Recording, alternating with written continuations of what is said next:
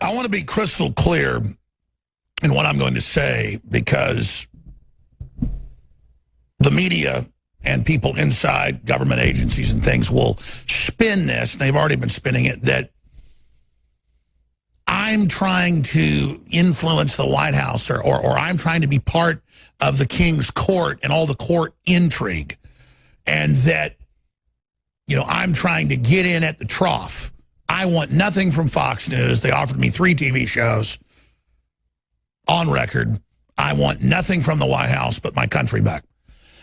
I want taxes cut. I want our borders controlled. I want to not have radical Islamists brought in to colonize us, as they're admitting in the news in Europe and the U.S. is the admitted plan now. I want to live in a free country. I want the Second Amendment. I want the Fourth Amendment back. I don't want a giant spy grid pointed at the people. I don't want a technocracy. I don't want to be censored by Google, Facebook, and all the rest of it. And I'm standing up for the American way of life. I'm not in people's businesses. I don't have an entourage. I don't want to be one of these politicos who's trying to be somebody, because I am somebody. I'm an American, and I'm a Christian, and I'm a Texan. I can't stand the intrigue and the Ivanka stuff and the Jared Kushners and I don't mean I can't stand those people. I mean just all the infighting and the Stephen Bannon stuff and just all of this intrigue and the generals and the rest of it, because it's a distraction from what we're trying to do to restore the republic and have some basic prosperity. But it's because Trump's a real president and really making decisions and isn't a puppet, the first time in a long time, that you see the massive intrigue and the attempt to cut him off. It's not that he's perfect, he's far from it, but he is not out to get the American people. He's not trying to shut down the economy so he can consolidate it. He's from a service-based economy where a booming economy helps him. And that's why they hate him. That's why the Republican establishment, the Democratic establishment, all of them, he is a pragmatist. He is a populist. And Stephen Bannon's right. You're going to have an Americana populism, or you're going to have a globalist Mao Zedong style populism. We got to fix the country, or it's going to fall to the scourge of leftist, communist, socialist garbage that brought down Venezuela. It was as rich as the U.S. 50 years ago. That brought down Argentina, as rich as us 50 years ago. That brought down countless nations. Now, for the rest of the hour, Roger Stone joins us. We're going to skip this break so we have more time, with bombshell information that I separately have confirmed from other sources that we've been sitting on for months as it developed with horror, not knowing how to respond, not knowing which faction was the best to support to help the president get his agenda through. And you've got to weigh each issue. I don't want to raise the debt limit. But if they want to lower us at Moody's and Standard & Poor's and others, they've never lowered our debt rating before, but if Trump did it, they were going to do it. And the big banks were planning a big downturn and planning to blame it on him like 1929 smooth haulings on the protectionist and killing the recovery. They're trying with everything they can with Obamacare in place and blocking tax cuts and all of it. And big banks saying, oh, we're going to go under. So he did the right thing there, going around the do-nothing establishment blue bloods that want to dictate to him that they're all powerful and Mitch McConnell wouldn't return the president's call. But that arrogance comes from what you're about to hear. I'm not McMaster's enemy. I'm not Kelly's enemy, who I know his son died in Iraq. I'm not Mattis's enemy. I trust the president to try to put people around him so that he knows other deep state wants to kill him. Early on, I liked the appointment of these generals. But the facts, not from Stone, not from other sources I've got, but from what I see in the news with McMaster and Secretary of State running down the president on Fox News, saying the opposite of what the president says, that's not Machiavellian behavior. That's them scared of the pressure, scared of having people yell at them at restaurants, scared of what I've gone through, coffee dumped on me, people attacking me. These people are a bunch of social climbers rolling over to the mob pressure when we're winning, when we're restoring the republic. These are people acting politically cowardly, two-faced. And it's the wrong message, and it's dangerous. So I'm going to give Roger Stone the floor. We're skipping this break. And the next 15 minutes, he's going to have exactly 15 minutes. I want him to lay out the entire raft of information that I can separately confirm almost all of from other sources. And I'm just sitting here not even knowing what to do, because I don't just want the big story.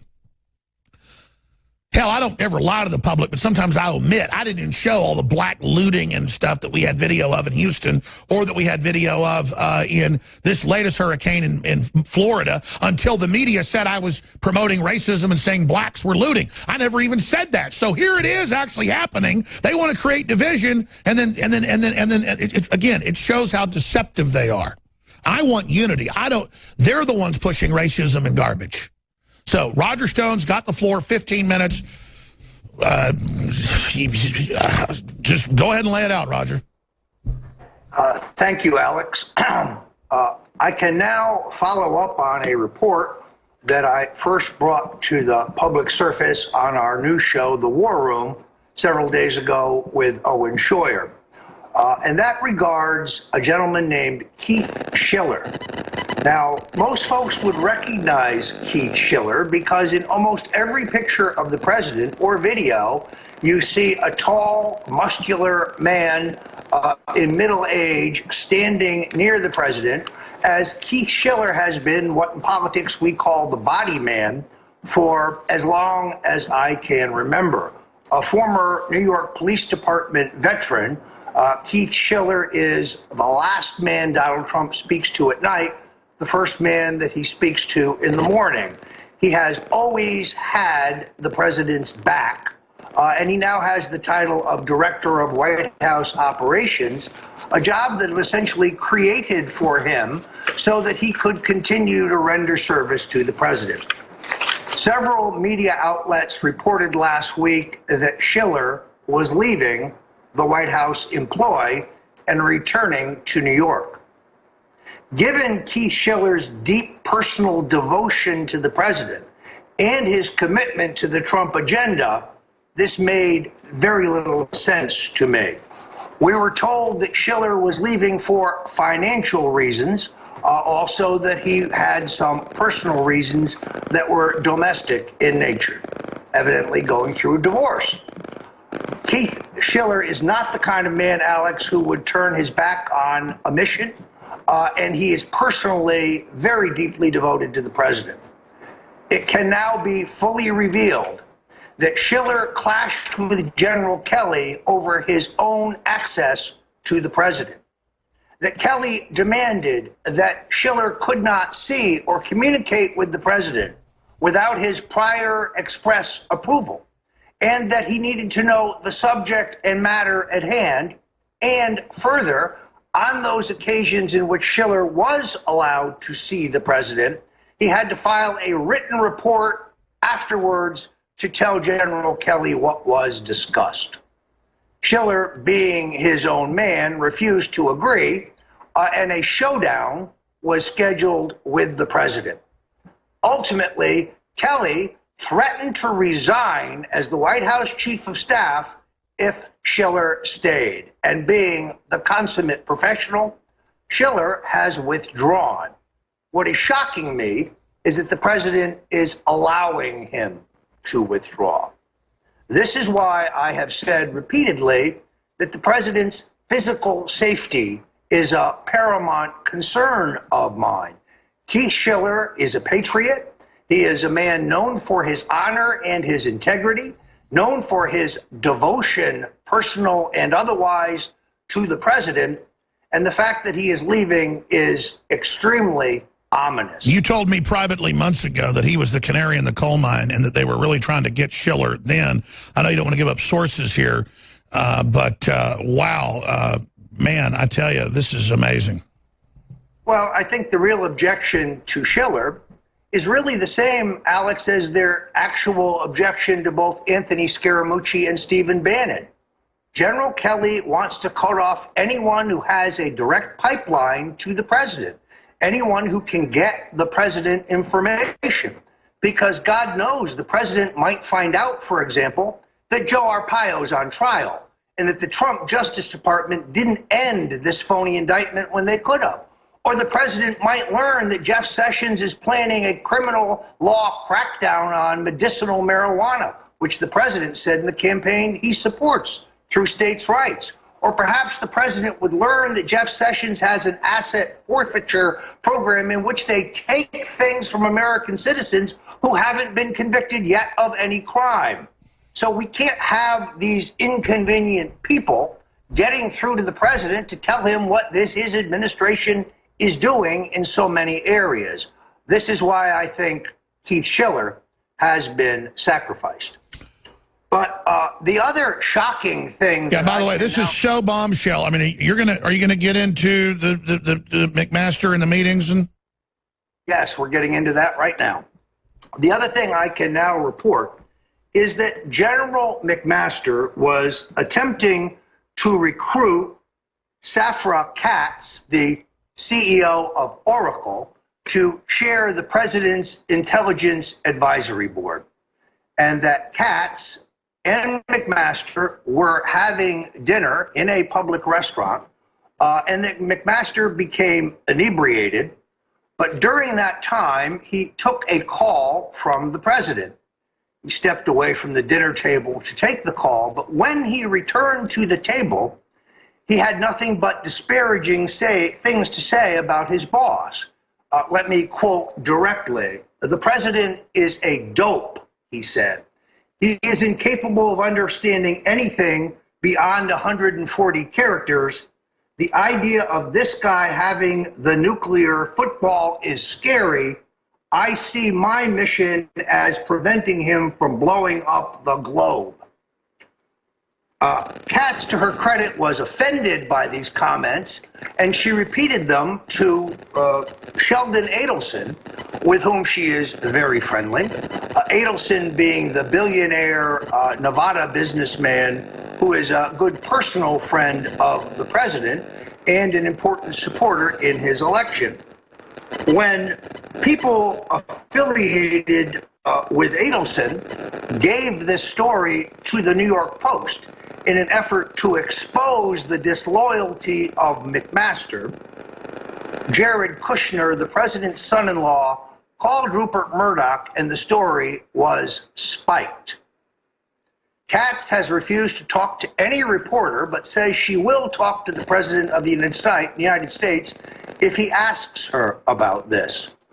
She, of course, is a billionaire in her own right, and these CEOs pretty much make up their mind about how they wish to function. So you now have a stunning example of McMaster's disloyalty. Now, why should this not surprise us? McMaster previously worked for a think tank financed by George Soros. Intelligence from the Israelis has told us that McMaster is in direct touch with Soros. They also tell us that he has been leaking information that may be classified to General Petraeus. Petraeus is a mentor of McMaster's. And of course, McMaster is a longtime member of the Council on Foreign Relations, not exactly the Donald Trump glee club. McMaster is working overtime with Kelly to complete the isolation of the president. And the American people would know nothing of this dinner unless we broke the news here at InfoWars.com. It's mind-boggling to see how transparent it is when Newsweek, Times, CNN, all the main enemies of America worship McMaster and say he's the best thing since sliced bread. He's surrounding the president by Soros people. Let's get into the fact then, this was going to be published in the New York Post, and then it's killed from, I mean, let's get into General Kelly, too. Let's get into even keeping family away from Trump. Let's get into all of it. Well, as I say, this is part and parcel of the continued effort to isolate the president. Now, it is interesting that Jared Kushner and Ivanka Trump, and again, I've said this many times, I'll say it again, I honestly believe that their motivations are good. They believe that the bad advice they're giving the president is actually in his best interest. They are, after all, elitists, both extremely wealthy, moving among the right crowd in the Hamptons, in the Upper West Side, or Malibu, Beverly Hills, and they would like the president to be popular with political elites. They just don't understand that that's impossible, that they hate the president for cultural reasons. They hate his patriotism. It's quaint and old-fashioned to them. Donald Trump will never be the toast of the people that his son-in-law daughter would like him to be. And frankly, they have played a crucial role in letting the generals get control. The irony now, however, is that General Kelly seeks to cut their access to the president off as well.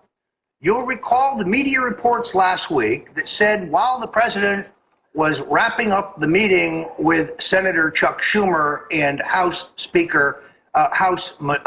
Minority Leader Nancy Pelosi, sticking it to Mitch McConnell and Paul Ryan because they won't work with the president, Ivanka Trump, uninvited and unscheduled, joined the meeting simply to pay her respects.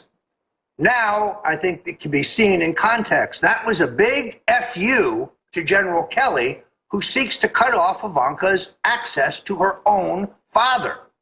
In retaliation, Kelly canceled Ivanka Trump's already announced trip to China, where she was going on a goodwill mission, because the Chinese have been working with us to try to resolve the North Korean problem, something Barack Obama could never get them to do. Okay. This is the intrigue we're looking at, Alex, and it is interesting that while Jared and Ivanka helped the generals come to power, just as Steve Bannon did, they now see themselves as targets of General Kelly. Who's the leader of the generals? Well, it would be supposition, but strangely enough, Alex, I think General Mattis is actually the leader. Why? Because he's the one who says the least. What you'll notice is that the U.S. Army public relations machine is constantly pumping out propaganda to make him look like General George Patton. He says nothing of substance other than we're going to have the strongest, most efficient military in U.S. history, a laudable goal. But he is senior to both McMaster, who should have been riffed out of the service years ago, was saved by Petraeus.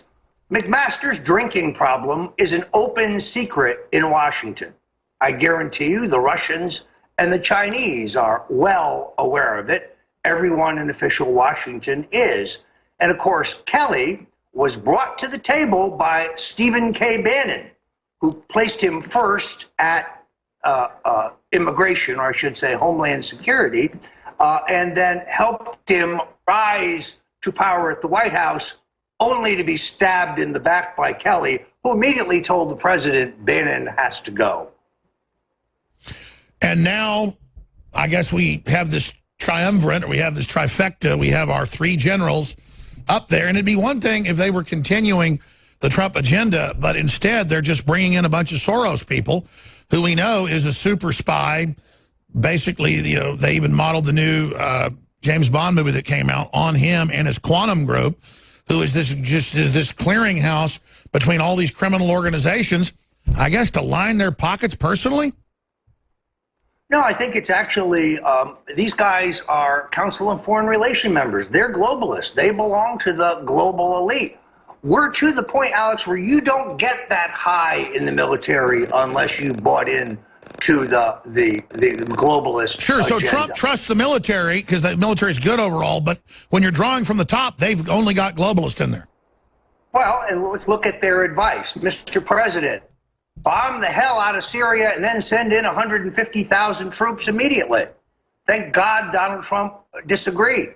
Now Afghanistan. I think we both understand we should be withdrawing from Afghanistan. That's what the president promised us in the campaign. Now he seems to have given General Mattis an open order here to stay in Afghanistan. All right, Roger, stay there. We're going to come back into the big issue, and that is the president slurring his words. This is not publicly known, but this is from all our sources and people that have talked directly with him. He doesn't drink. They've been pre-hyping that he's going to have mental problems, have a collapse. It'd be smart for them to go ahead and just slowly poison him or slowly drug him instead of killing him and turning him into a martyr. It's an old Chinese tactic to drug the emperor slowly or to get him addicted. This is an old tactic used on other presidents. We're going to hit the big one straight ahead, the mental capacity of the president. Again, we're supporting patriot, Freedom Caucus type Republican libertarians for office to take over the Republican Party. And we've done that to a certain extent. We got the blue bloods up there we got to get rid of. And they're working with the Democrats. But the two battle over who has raw power. And I like Trump going around him to actually get the debt limit up because they were planning to sabotage him there. So maybe Trump knows what he's doing with these generals and all the rest of it. But when his own daughter can't get in to see him, and when I know most of these deep state leaks are coming out of the intelligence agencies, they're not coming out of his family. And they threaten him with all the leaks until he gives them full power, and then, yeah, the leaks stop. Except now they just have the Secretary of State on Fox News, who I've been supportive of overall, he had a good record at ExxonMobil, running down the president saying, America speaks for America, I speak for myself, Trump speaks for himself. But I speak for America, basically. And McMaster up there going, oh, we're going into Syria. We're going to take out Assad, when Trump had said we weren't. And then people tell Trump about him saying that, and he comes out and says, no, we're not doing that. They want to be president. And we didn't elect Ivanka or Jared Kushner or Rex Tillerson or McMaster. So for me, it's not like some battle and let's pick people off and get our people in. Because you get rid of one group, people even worse comes in. I just sit back and watch this, and I see the escalation in the Middle East. I see the escalation in Afghanistan. I see this asset forfeiture seizure. What we had before was unconstitutional. This is just like pirates pulling up and taking what you got. I'm not against the police, but I don't want to just give the bad police departments out there. It's famous for it in some areas, East Texas and other areas, where they just pull old ladies over, just take the money out of their wallet. I like Jeff Sessions wanting us to have a border and sovereignty, but it's a dying issue, a failing issue to give people 5 years in jail for marijuana. And by the way, I don't like marijuana. Roger likes it. I don't like it. It makes me paranoid. And I know it's weaponized and super strong now, but you decriminalize it to not make it all sexy and cool. I know it's got a lot of medical uses, and it's a great plant overall, but it can be misused. But so can alcohol. We're not going to lock folks up for, drinking too much vodka, are we? Or a lot of us would be in jail. So we see some bad things starting to come. And the more he gets sequestered, the more bad stuff we see. But we see some good things as well. We saw the unity in the hurricane, all of it. But Roger Stone, I've studied history as you've done, and I've studied the Chinese, I've studied the British, I've studied the Norman, I've studied it. And something they would do is start putting a little bit of poison in the king's food, or a little bit of poison in people's food they wanted to get rid of so they'd act crazy, or tire them out, or start putting a little bit of a sedative in their Diet Coke, just a little bit, until suddenly they want the Diet Coke but don't know why, and are sleepy at night and suddenly don't have as much energy. This happened to Ronald Reagan. Then he got shot. Then he was given cold blood transfusion, causing some brain damage. Then they'd kind of keep him drugged up and then kind of wind him up and bring him back out. Kennedy, it was totally admitted. The Nazi doctors controlled Hitler. He was taking more drugs than Elvis Presley at the end. So this is a culture of control, something that control systems do. And a lot of folks have talked about it, who've talked to the president, that now used to incredible energy, 7, 8, 9, 10, 11, midnight. Now sleepy at 7, 8, 9, slurring words. This feeds into their narrative that he's got Alzheimer's. First thing you said they do 4 months ago was, just you talked about editorial meetings at major papers, just to recap for folks, where they were saying next thing if Russia doesn't work is he's a racist, intermittently with he's got early onset dementia, Alzheimer's, cognitive problems. And then sure enough, that's there. He has incredible energy, incredible smarts. But then he's sequestered. He's surrounded like Rapunzel up in the tower, but doesn't have the long hair to get out or to raise up the huntsman or whatever. He's stuck there, and suddenly, oh, now there is the fatigue. Suddenly there is the problems. If people don't think this is how they take control of the most important position in the world, they're crazy. If they don't think it's being tried, that now his personal security guy's gone, who gets what he wants, checks it, brings it in, who's smart, who's paranoid, who's watching all these guys, if they don't think that, they're crazy. The probability is, I'd say 99%, they're trying to drug him. Because if he doesn't continue to show his old smarts, we know they're taking the edge off. Is he smart enough to pick up on it? Now, Roger, we're not the ones saying this. These are our sources, other people. Oh, and I forgot the most important point. I heard this a month ago. They were shopping it around that, oh, don't worry, he's going to be incapacitated soon. You'll see. Hell, they've had Al Gore say on the Late Late Show. They've had the former deputy director of the CIA and FBI say it, Phil Mudd. Oh, he's going to be incapacitated. He'll be neutralized the next 2 months. And then Congress tells our sources, no, that means physically. And we go, kill him? They go, well, you'll see. So this is how I would do it myself. I even said this 6 months ago. So, gosh, I hope we're not giving them ideas. No, I got this from history. They know what they're doing. And they've got all sorts of sophisticated things to be able to carry this type of operation out. Also, waking him up at night, coming in with all the alerts. It's a form of torture, basically, and they put presidents through this to get control. Obama knew how to just roll over and do whatever he was told. So we've set the table that they're the ones shopping that, oh, don't worry, we're basically drugging him. Don't worry, we've got control. And McMaster's strutting around. I mean, let's go through this and back into McMaster and back into some of the other details and then go down the path of blackmail. Let's just get it all out today. Well, Alex, as you have correctly pointed out, my greatest concern is with a loyalist like Keith Schiller no longer standing vigilantly with the president. Incapacitating him would be relatively easy. You know, I know what the folks over at Media Matters for America are thinking. Oh, you're conspiracy theorists. No, we're conspiracy realists.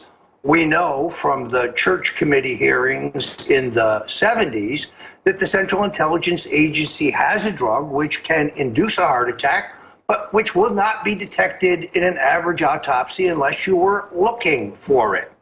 Donald Trump poses the greatest single threat to the globalist clique, to the trilateralist neocon duopoly that has run the country in our foreign policy into the ground.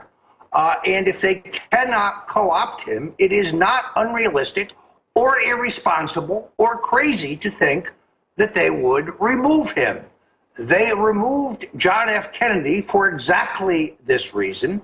They removed Richard Nixon, although he made it easy, for exactly this reason. And they are not in any way morally above removing this president. There was a cover story, I think it was in Time, just a few weeks ago, trying to make the case that the president is lazy.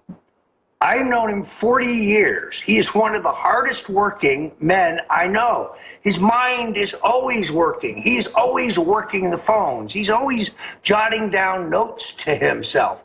This is a guy who, even when he's trying to have recreation, trying to play golf, he's still taking business phone calls. Sure, let's stop right there. They introduced this idea. You were told it from high-level editorial meetings that your sources were in. It then manifests, and let's be clear. Media Matters, funded by Soros, they're all picking up on this, and I'm saying this is 100% for sure. This is from sources. They know we have the sources. They know we do the research. And I'm doing this to warn the president that he needs to have a third-party doctor, not the Pentagon doctor or whoever. He needs to have his blood tested. He's smart, and he does. And again, Roger, I know you don't want to give up sources, but, I mean, the president is definitely... By what time, when people are talking to him, at what times is he slurring his words? He's slurring his words on various times, and that's what's concerning. Let's be very clear.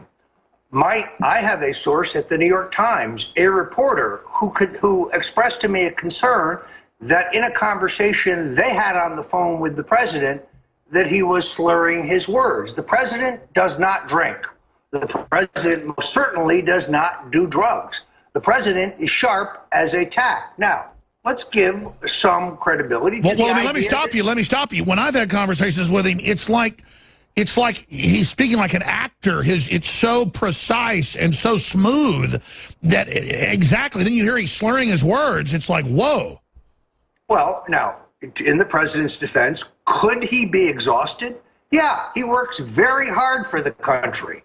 He is passionate about his desire for an economic revival, for a boom. He said it to me. Wait and see. You'll see. When I get my 15% tax rate, this economy is going to cook like nothing you've ever seen. It'll be the greatest advance in job creation this country's ever seen. He is deeply committed and passionate about this. But I have now heard, not from one, but two different sources, that he seemed disoriented and was slurring his speech in conversations. To me, this is a tip-off that he may be being medicated. Is General Kelly above this? No.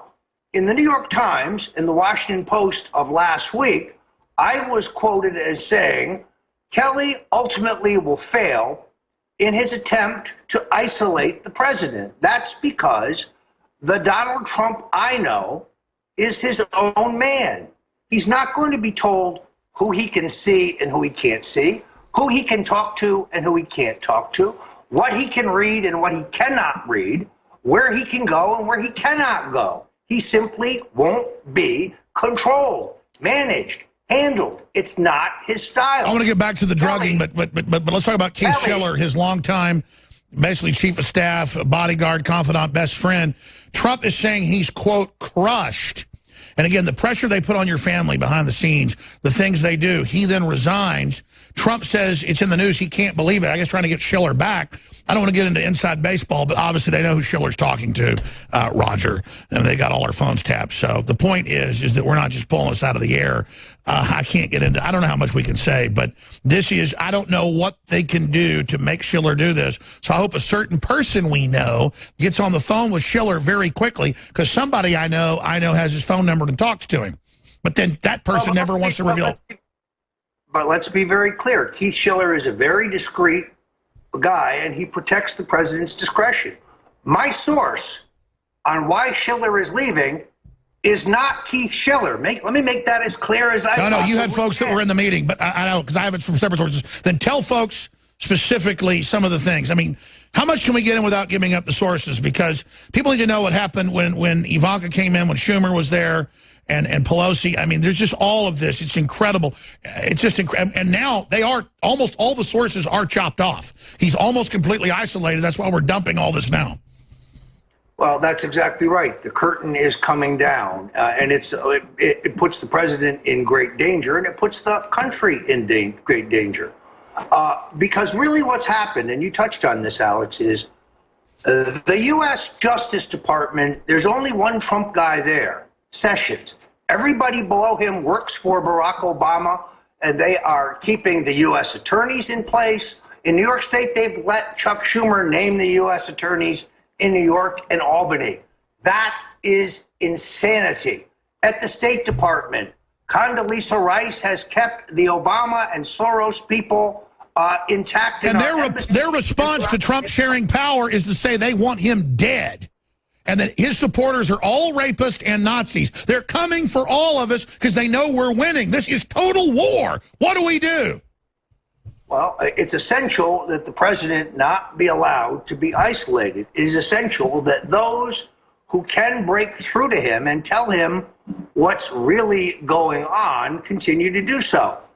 The president would not have pardoned Joe Arpaio if he didn't learn through InfoWars that the Justice Department was trying to railroad Arpaio. Well, they're threatening everybody. I know they're threatening Drudge. I know they're threatening everybody to not have any of us work together so they can isolate us and pick us all off. We're winning the culture war. The listeners have to know, though, the censorship, the attacks, the demonization, it's all going into high gear, but we're having victories. When Trump goes with his instinct and says Antifa's evil and bad, his numbers go up. Then 3 weeks later, the Democrats have to admit it's true.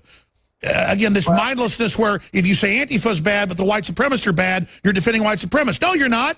It's like saying Joe Stalin was bad and so was Hitler. They're both bad. Jeffrey Dahmer and John Wayne Gacy were both bad.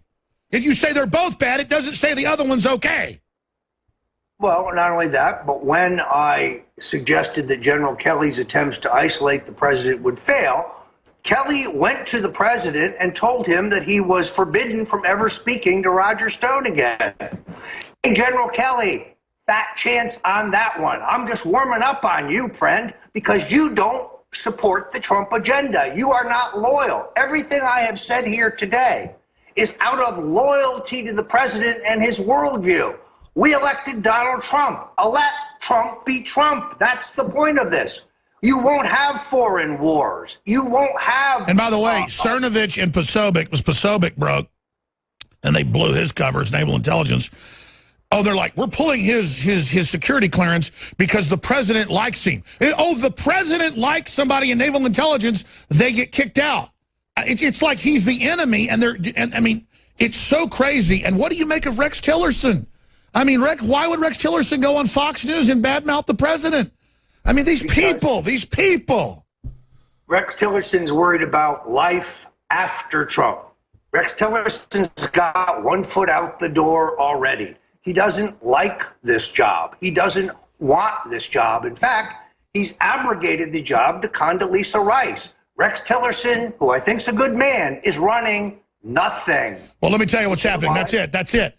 They're being bullied. Their wives are being messed with. They're being sped at. They're being attacked like me and Roger do, physically on the street. And so they're cracking under it. That's fine. Leave. We want to save the country. I don't want contracts. I don't want jobs. I could have sold out 100 times, been bigger than Rush Limbaugh on terrestrial radio. I really believe in something. And they call that mentally ill. And they call Trump mentally ill. That I really do want to have sovereignty. I really do want to cut taxes. I really do want to defend Christianity. I really do not want to give over to Islam. And I'm not going to stop. They have to know that we're going to win.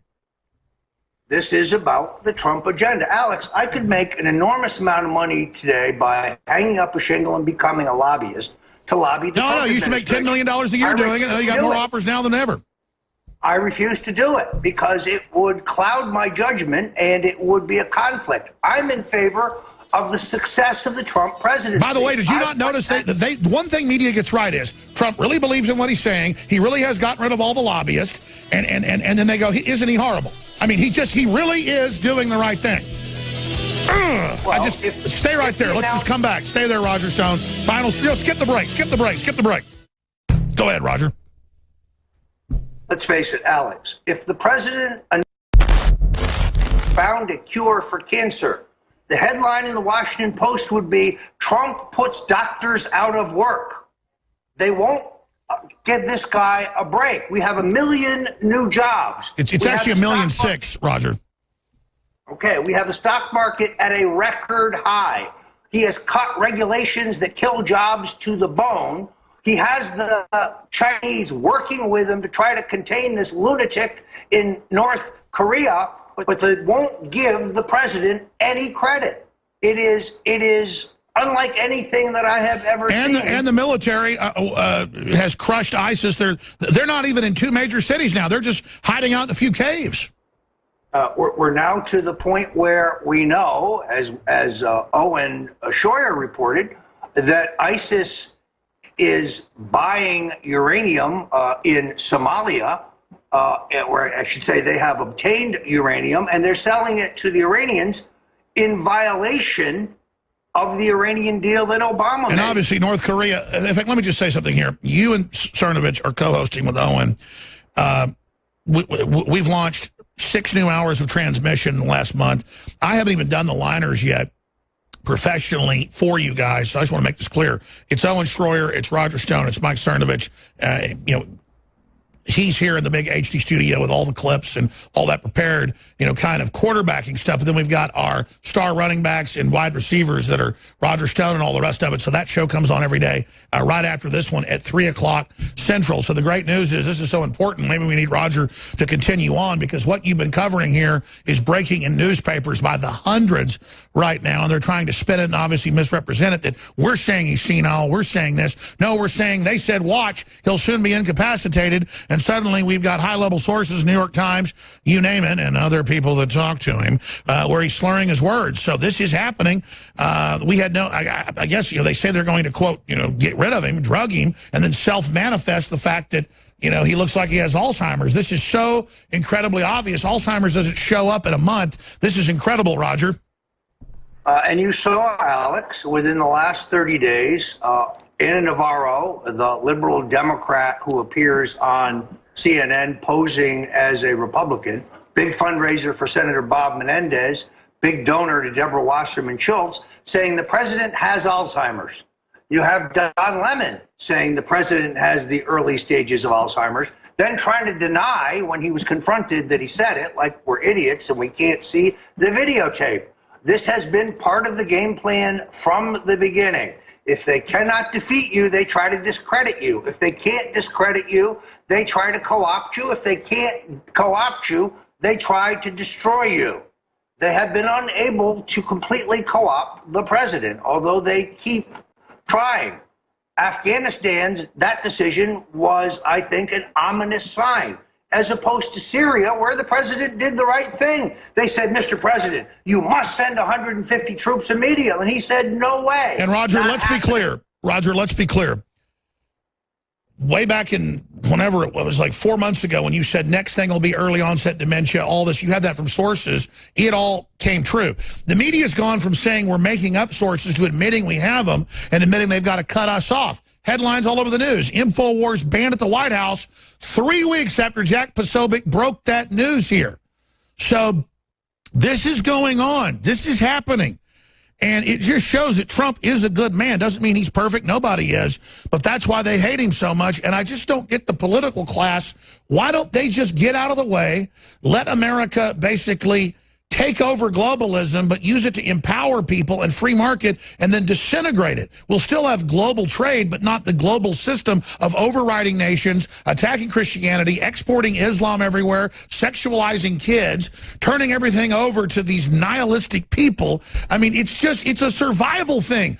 Why do they want to override anything strong, anything good, and blow it up? Why do they have such a hard-on for America? Why do the globalists want to destroy the average working person? Why are they such you-know-whats?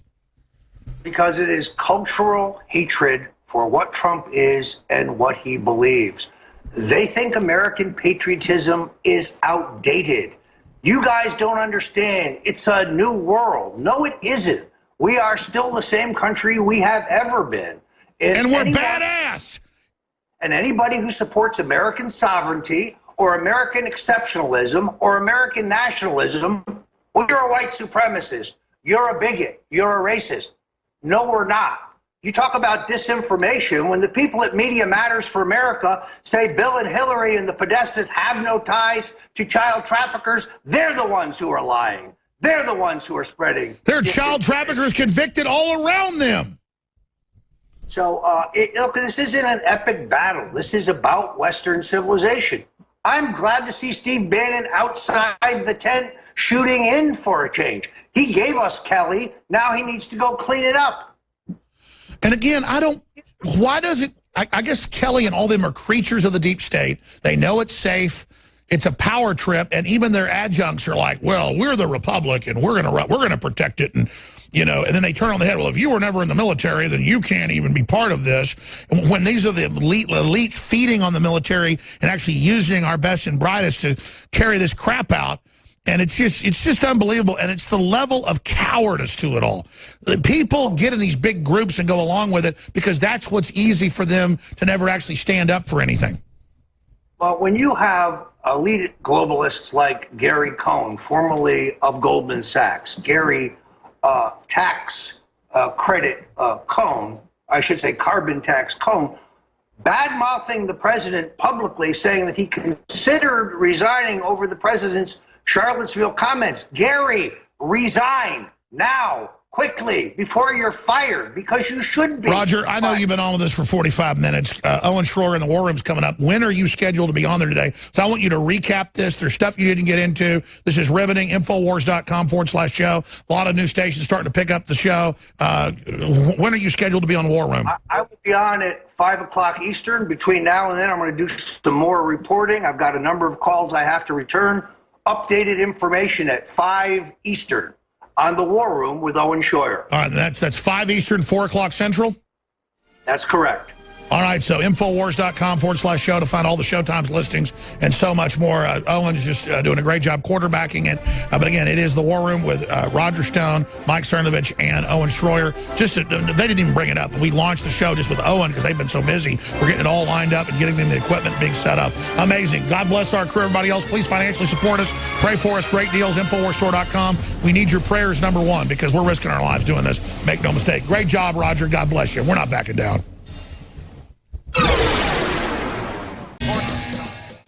All right, welcome into the War Room, September 11th edition, 9/11/2017. Here we are And right out of the gates, we are going to be joined by Roger Stone. He's got some leftover intel from the Alex Jones Show. Of course, the big news to me, Roger, was that you broke today.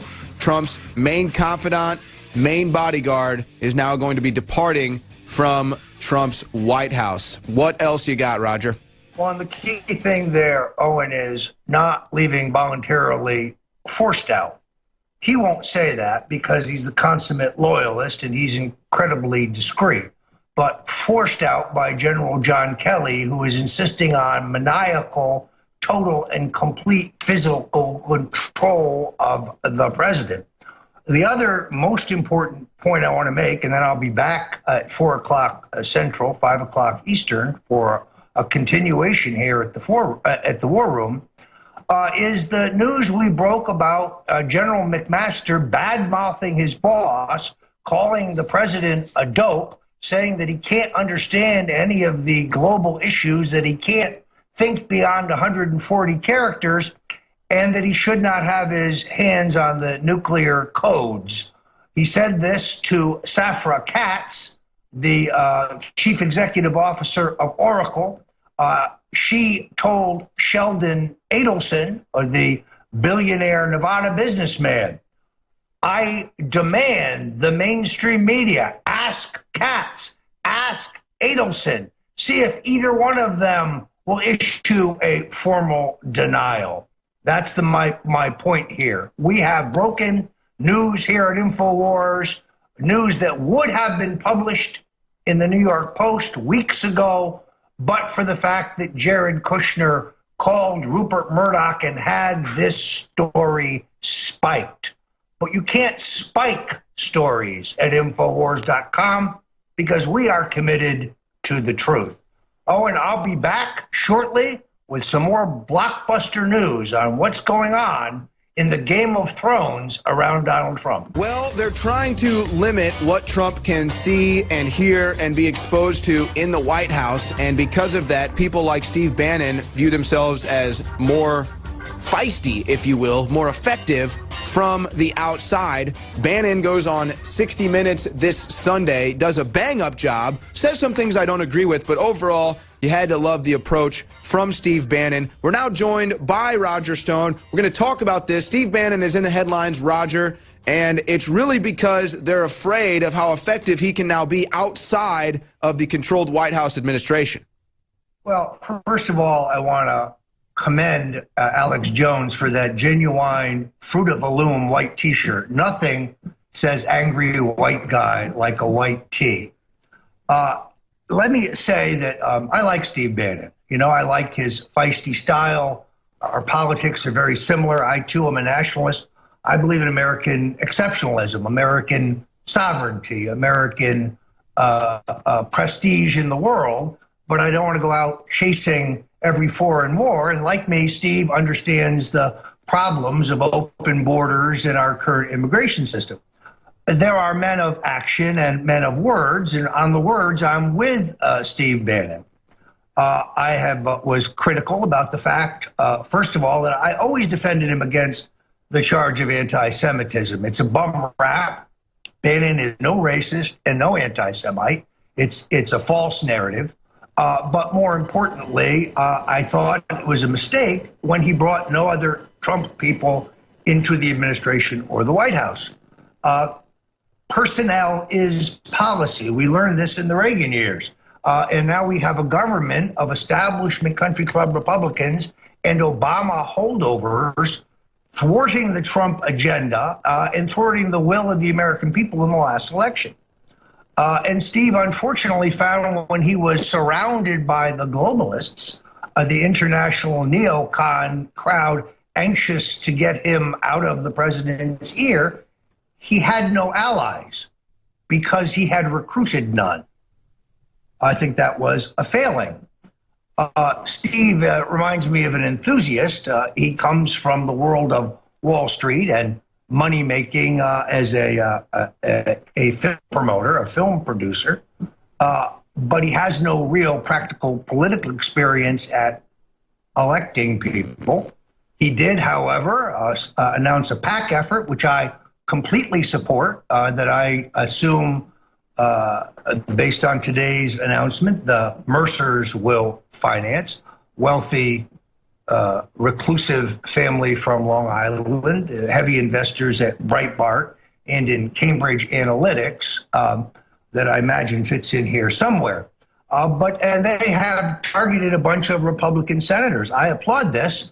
It's too bad that they didn't pop up in time to take on Luther Strange in Alabama. Steve was in the White House when the president endorsed Strange. So I'm glad to have him, a little late, but I'm glad he's out there attacking the right people. I concur with him entirely in his criticism, Owen, of Mitch McConnell and Paul Ryan. They have tried to play the president. Ryan has his own presidential ambitions. McConnell is more interested in the status quo. We're learning more and more about the connections between he and his wife and substantial Chinese industrial interests, who are, of course, aligned with that communist government. So they are an obstacle, and Bannon is right. When it comes to his assertion about firing Comey was the greatest mistake of all time, Steve is absolutely wrong. Yeah, that was the one thing where I completely disagreed. It's not the decision to fire Comey, it is the timing. Comey should have been fired the moment Donald J. Trump took his hand off the Bible. Steve was around him at that time, but he obviously didn't advise the president as to the treacherousness of Comey, who, as we dig deeper and deeper, has been essentially a fix-it man for the Bushes and the Clintons, but who, like J. Edgar Hoover, started to think he was bigger than the presidency of the United States, referred to the FBI as my agency, said Trump will have to put up with me for many years, or they will have to put up with me for many years. Look, his arrogance grew. He ran a cover-up for Hillary. That's obstruction of justice. He lied to the Congress under oath about their illegal wiretapping of 30,000 Americans that was exercised, or I should say, executed by Obama's NSA. Clapper, Rice, Brennan, Rogers, perhaps even Valerie Jarrett. These people should be indicted based on what we know. And Comey lied about it in his testimony before the House, so he's subject to a perjury charge. Bannon is entirely wrong about this. Comey didn't go soon enough. We might not have Robert Mueller today under different circumstances. And then we hear that Lois Lerner gets to walk, and I completely concur with what you're saying. And I want to mention something else, Roger. You go on the Alex Jones show today. You break huge news talking about Trump's main bodyguard, main confidant being ousted from the White House at the essentially request of the generals. He steps aside, takes the gentleman's move, and then everyone wants to pick up what broke on the Jones show today, but nobody wants to talk about what you're talking about. Everyone's attacking Alex, saying, look at Alex Jones saying they're going to drug the president. Look at Alex Jones saying they're coming after the president. Look at Alex Jones saying they're going to remove the president. Nobody talks about the news that you broke. It's all about trying to attack Alex Jones as somebody crazy instead of the real news that we break here every day. Well, but it's actually, Owen, it's the same story. They're just telling it from the other end. Keith Schiller, let's not mince words. He was purged.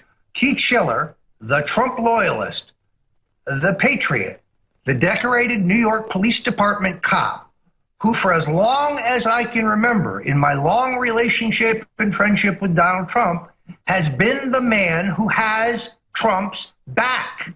He is the guy who is the last person who sees the president at night and the first guy who sees him in the morning. Keith Schiller is the guy who keeps one eye on the crowd and the other eye on the other bodyguards and anybody who's present with a gun, because he's smart. And no one can possibly question his loyalty to the president. Keith Schiller has never done anything that he wasn't instructed to do by the president, and his independent access to the president was a threat. General Kelly essentially tried to tell Schiller that if he wanted to see the president, from his new position as director of operations, which is essentially a job that was created for him so that he could be there for the president. He is usually the guy in the photo. Now suddenly they want him gone. This is ominous, in my opinion. Well, it really, to me, shows how spot on you are when bringing this to the attention of our audience, when they want to break news about Alex today, saying they're trying to drug the president. It makes Media Matters. It makes the Washington Examiner. The list goes on. But none of them will cover Keith Schiller. None of them will cover Roger Stone. They need to connect the two. The real point here is that the possibility of a poisoning or drugging of the president becomes far more likely if his chief bodyguard is removed. Now, General Kelly and the Secret Service have total control of the package, as the service calls it when you work in the White House. And I know the extents to which the globalists are capable of going. Several credible sources, including a reporter at the New York Times, have spoken independently to the president by phone and have said that he seemed at some point in the conversation disoriented a bit and slurring his words. Donald Trump, who I've known for 40 years, does not drink, won't even take an aspirin, doesn't do drugs, and he has not only the sharpness of attack, but extraordinary energy. This is not the Trump that I know. It's a legitimate story. This is a legitimate story, folks. They're going to try to pick it up and spin it, but we know the news. They remove Schiller, Trump's main bodyguard, as Roger said, first in the morning, last at night. If he's not there, what can they do to the president? We'll be right back with more. All right, folks, welcome back to the War Room. At War Room Show on Twitter, warroom.show, the direct URL, War Room Show YouTube channel. We're joined with Roger Stone now of ColdStoneTruth.com. And again, the story is they removed Trump's main bodyguard, his main confidant, to completely have him alone, completely have him isolated, so maybe they can slip something in his drink, slip something while he's sleeping. His main bodyguard, who was the one watching the watchers, has now been ousted, purged by the generals. Now, one of those generals is H.R. McMaster's, and the breaking news on that is that he's bad-mouthing the president while he is out, perhaps in fear of his own reputation. What do you think, Roger? Well, as I reported today on with Alex Jones, McMaster went to dinner with a CEO executive from Oracle, Safra Catz. Catz is widely admired in the business community and was being recruited as a possible chairman for the president's Intelligence Review Board. McMaster became exceedingly inebriated, according to the report I have received, and during the dinner took a phone call from the president, at least having the good sense to step away from the table. But when he returned, he went into a diatribe about his boss. He described the president as a dope, said that he couldn't think beyond 140 characters, that he couldn't understand any complex issues, and that the idea of Trump with his hands on the nuclear football was inappropriate or scary. He said it's scary. And that his view is his job was to save Trump from blowing up the world. Now, this offended, as you might expect, Katz, who is known to be a supporter of the president, and she declined to work with such a man. And she did, however, tell this to Sheldon Adelson, the billionaire Jewish Republican philanthropist and gaming king, who is owner of the Las Vegas Journal-Review. Needless to say, Adelson was also offended. But as I reported here on InfoWars, Katz declines to speak to anybody in the press, but has said she will speak to the president about it if she is asked to do so. And let's hope that that happens and happens soon. And as you know, McMaster moves into the void created by the firing of General Flynn. When history comes back and looks at the Trump administration and this internal struggle, a struggle that I hope the nationalists will win, they will realize that a seminal moment was the unfair and unwarranted firing of General Flynn. It was from that moment on, with the assistance of the president's son-in-law, Jared Kushner, that the neocons and those who had opposed Trump, those indeed in bed with the deep state intelligence agencies who have leaked against the president in violation of the law since the inception of his presidency, would take key positions around the president. Jerry Cohn, Democrat, liberal, advocate for a carbon tax, chairman of Goldman Sachs, attacked by Donald Trump for their illegal loan to Ted Cruz, attacked by Donald Trump for giving Hillary $675,000. Why would Mr. Cohn be in a Trump White House? Or Sheila Habib Powell, who comes to the public eye as an aide to the former senator from Texas, who is a mindless neocon, and promotes her to be ambassador to NATO. It then goes on to service in the Bush White House, Council on Foreign Relations, Harvard, internationalist evil, according to my sources. Yeah, and some believe that Dina Powell may have actually been one of the leakers that was leaking stuff to the media out of Trump's White House. And we've got I mean, this is just a short list, but Flynn, Bannon, Schiller, all people that were in there to stick up for President Trump. They're all patriots. They all put America first. They've all been ousted. But back to McMaster, Roger, what do you think is the main cause of McMaster's behavior? Do you think this is something motivated because he's afraid of public retribution or the public eye? Do you think he was perhaps just drunk and let his true emotions fly? Well, first of all, I think, in vino veritas, that's his view. He thinks Trump is a dope and that he is there to save the world. He's an arrogant bureaucrat whose career was saved by General Petraeus, because essentially the guy is a screw-up in his career. The fact that he worked for a think tank financed by George Soros, Israeli intelligence has told me, and I reported it here at InfoWars, that McMaster is in email contact with Soros himself. He's also in email contact with General Petraeus, and he has shared a significant, although it's not clear whether it's classified, information with both. Just the fact that Donald Trump's national security advisor is in communications with Soros would be a reason to discharge him, in my opinion. Wow. And this is big breaking news. Roger broke that story originally, now comes on this show today on the Alex Jones Show, now in the War Room, breaks the new news. Go ahead. One important question, because they just showed us a great picture of Steve Bannon. Is it that he cannot shave his entire face, or is it that he shouldn't shave his face at all? I complimented you 2 days ago on the clean-shaven look. I thought it looked great. You can get away with it at your age, I must say, because the stubble has a kind of Brando-esque quality to it when you're your age. But for Steve, it makes him look like a homeless person. And therefore, I just cannot understand why anyone who knows they have an interview on a big network like 60 Minutes would not bother to shave.